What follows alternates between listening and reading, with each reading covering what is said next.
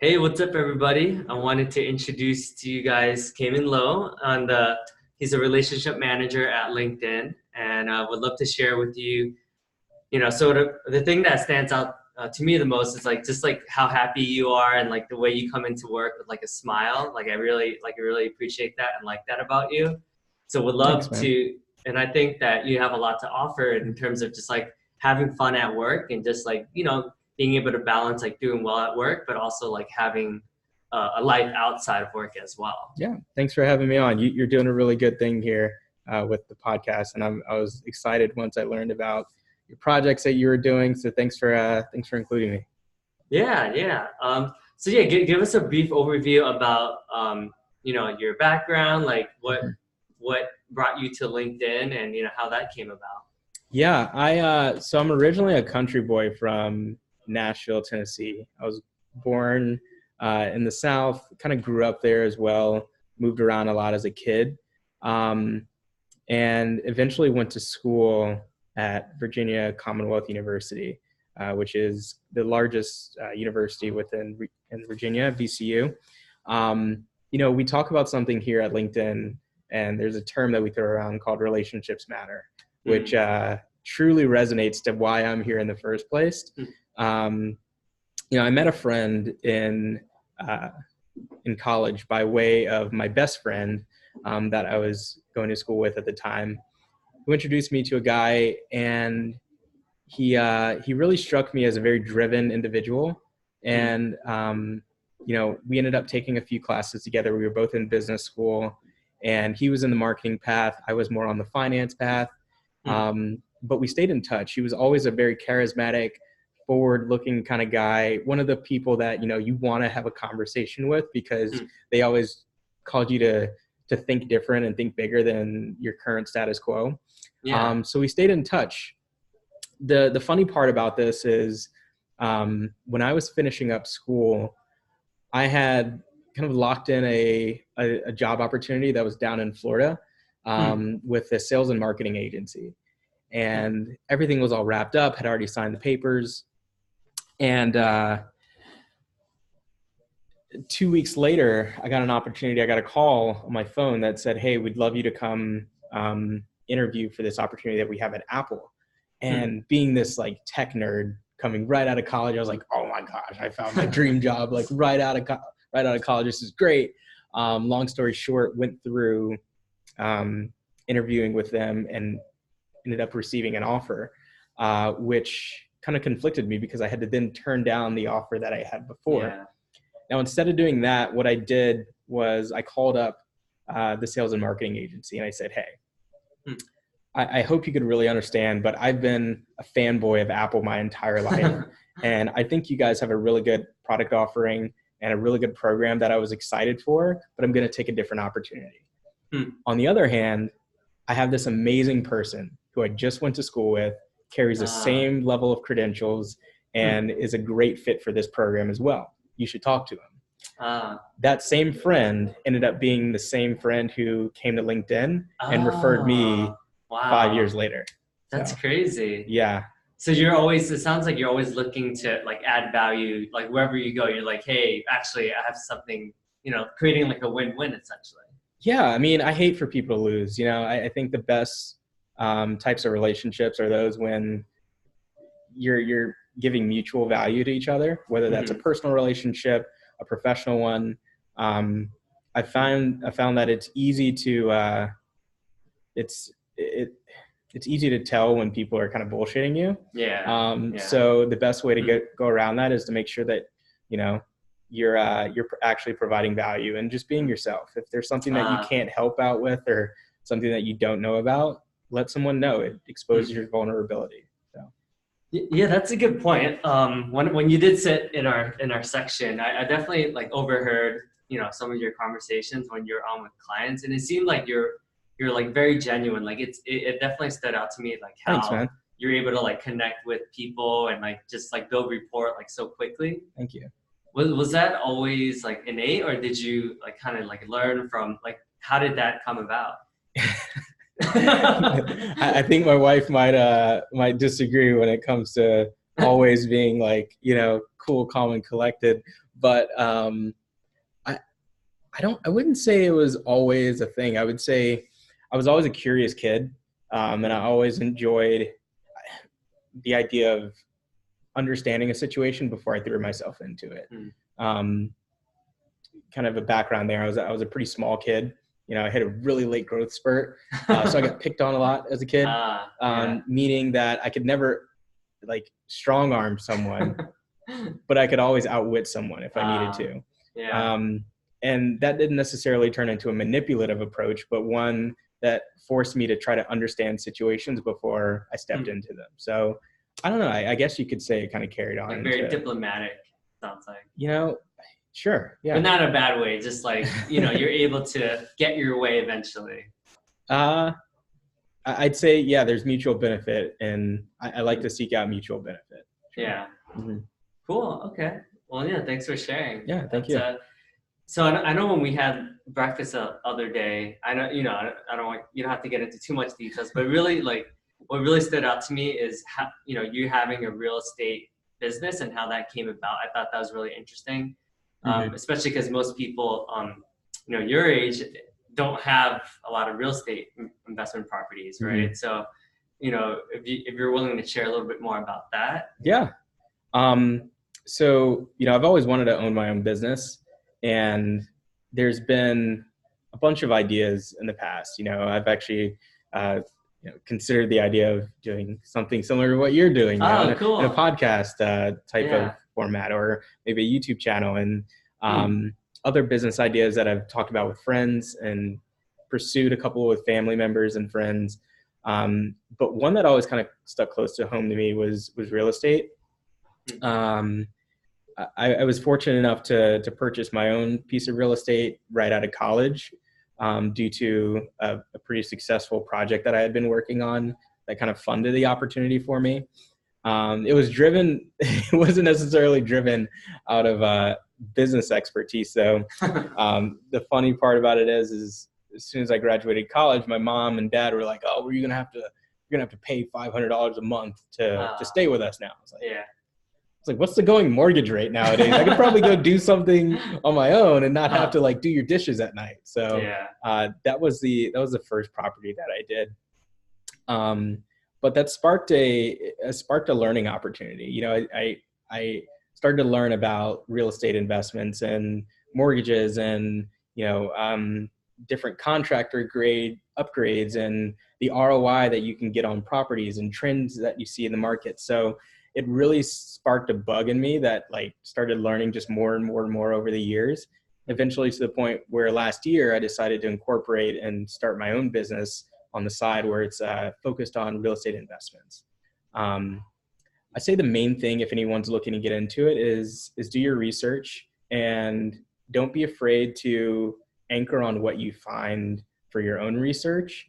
What I have found, being a young person in real estate, is there's a lot of experienced real estate agents out there, of all different types of ages, but similar to sales roles, many sales roles, a lot of those folks will, they're trying to sell you on something. Yeah. Now, I don't want to necessarily put a bad taste in anyone's mouth, because I've dealt with a lot of great real estate agents in the past, and I've been fortunate. But there's a lot of real estate agents out there who will tell you it's a good deal when it's not necessarily a good deal. So my advice to anyone getting started is, if you're looking into real estate, do your own numbers. It may very well be a good deal if someone tells you it is, but trust but verify.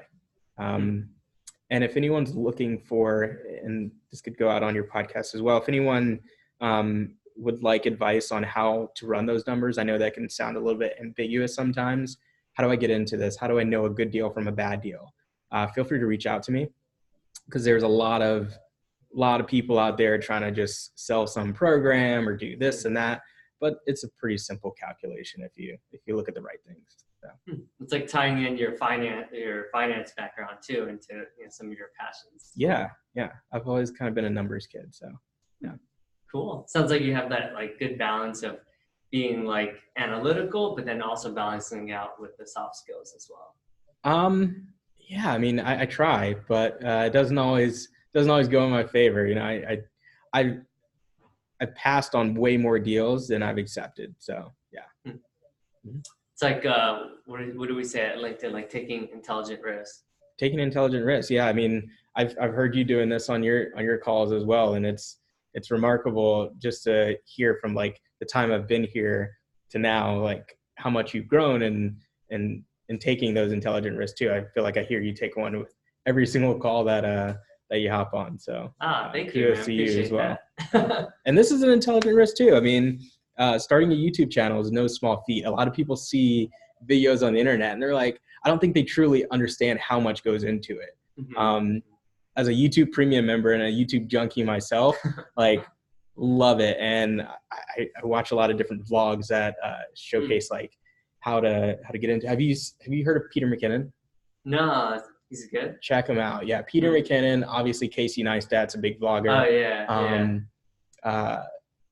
I watch a lot of tech forward YouTube videos. So Marquez Brownlee, TLD, whatnot. But yeah, there's a lot of good places you can learn a lot about vlogging too.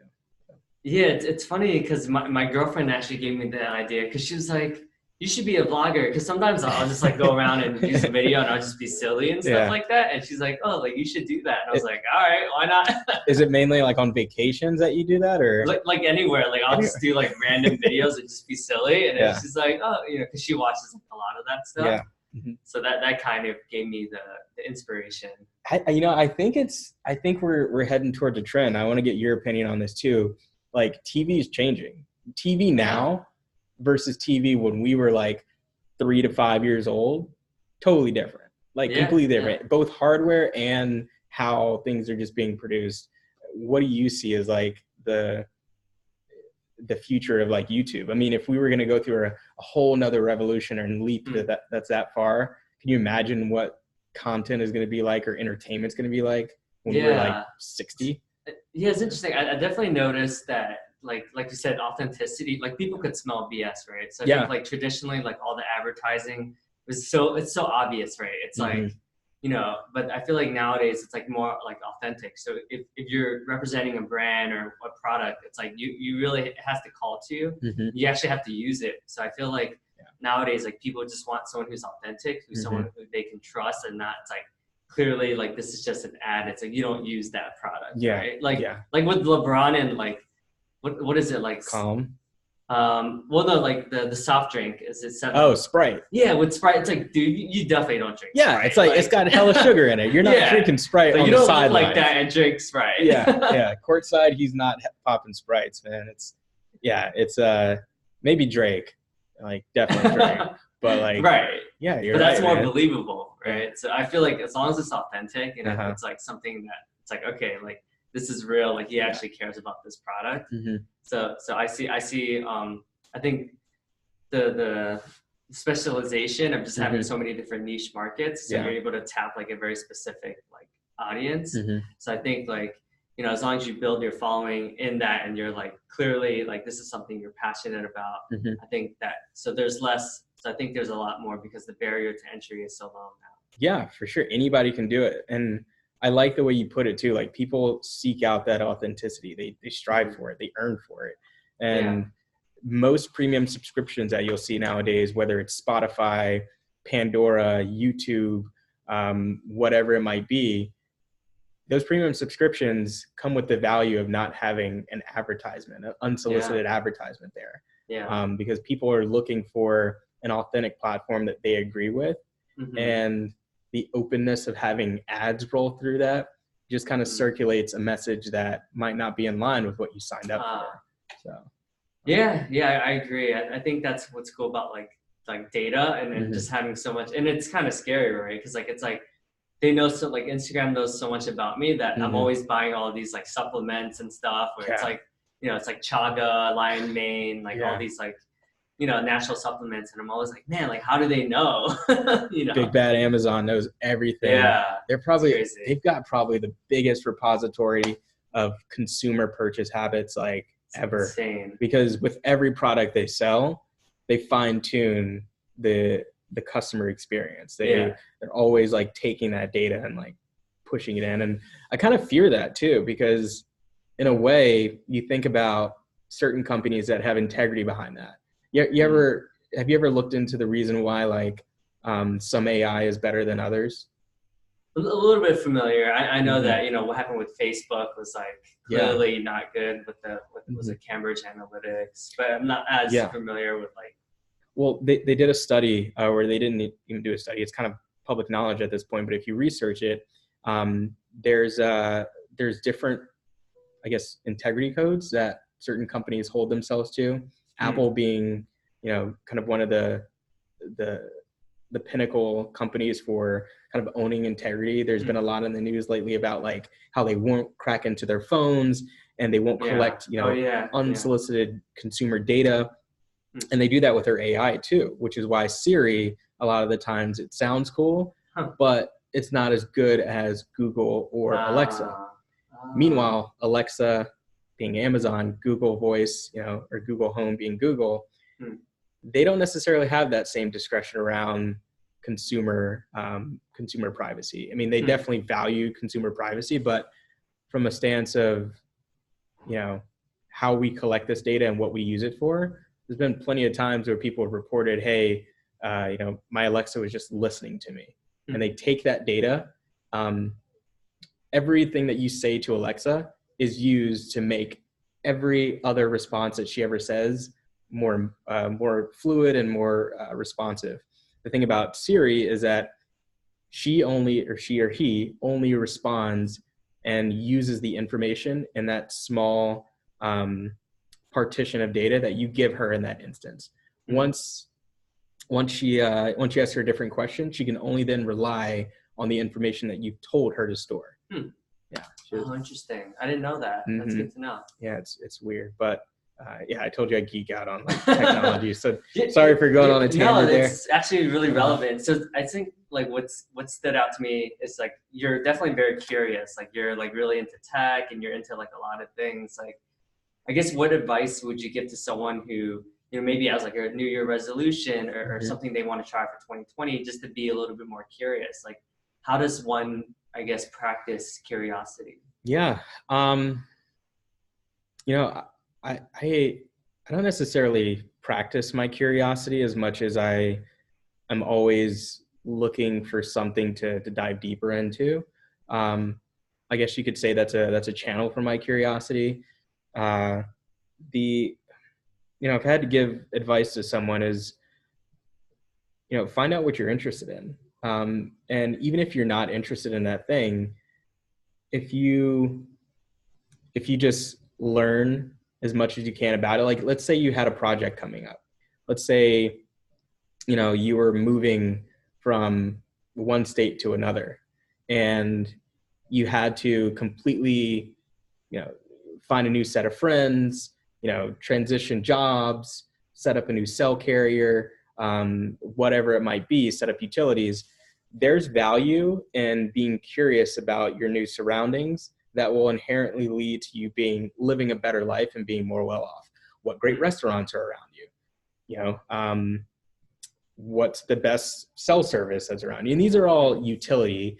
But if you think about it from a curiosity perspective, in your life too, like I just research a lot of stuff. If there's a computer out there that I'm looking into purchasing, like I want to know what makes it good, and I don't want to know what just like on paper makes it good. I want to know what other people think about it, how its use case impacts those people that are using it, and what's bad about it too. Nothing in this world is perfect, Right. and I think that goes a long way back into the whole scheme of like people can sense bullshit. If you ever run across something that seems to be too perfect, it probably is being endorsed or pushed in one way or another, with an interior, like a underlying motive behind it. So my curiosity suggestion would just be learn as much as you can about your surroundings, look internally, and try stuff, try cooking, try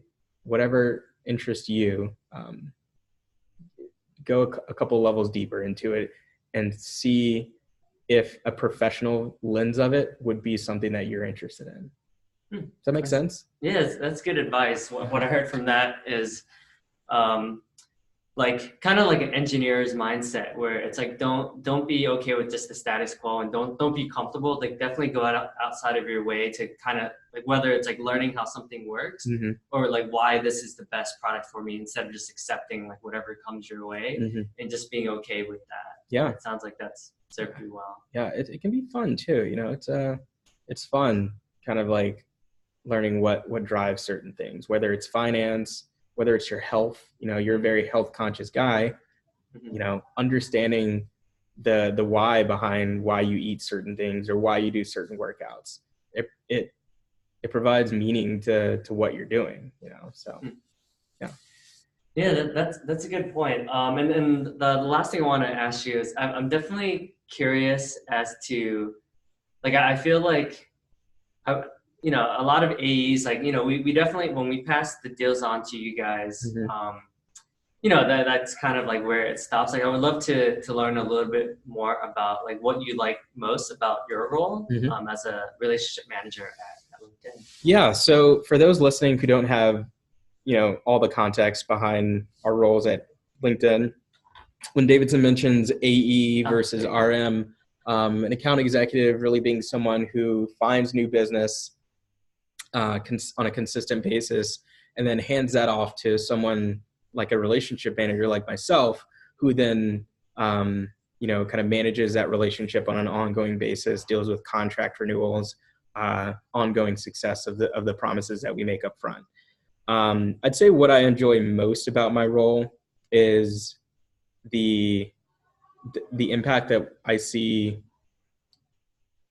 on people's way of thinking. You know, we provide a great product. It's really cool. You know, LinkedIn's really cool, but there's also other really cool products out there.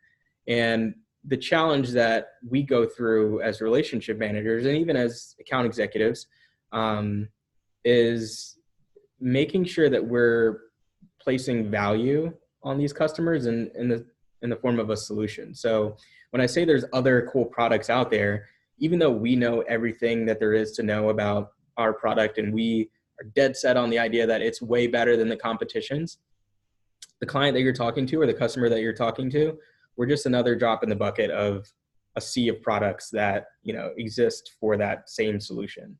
Where we can add value and where I find the most, you know, satisfaction is challenging the way that people are thinking about how they're using this, why it's important, what are we solving for? You know, we're not just saying, hey, let's provide extra learning and development opportunities for your people. We're saying you lost 30% of, you know, your workforce last year.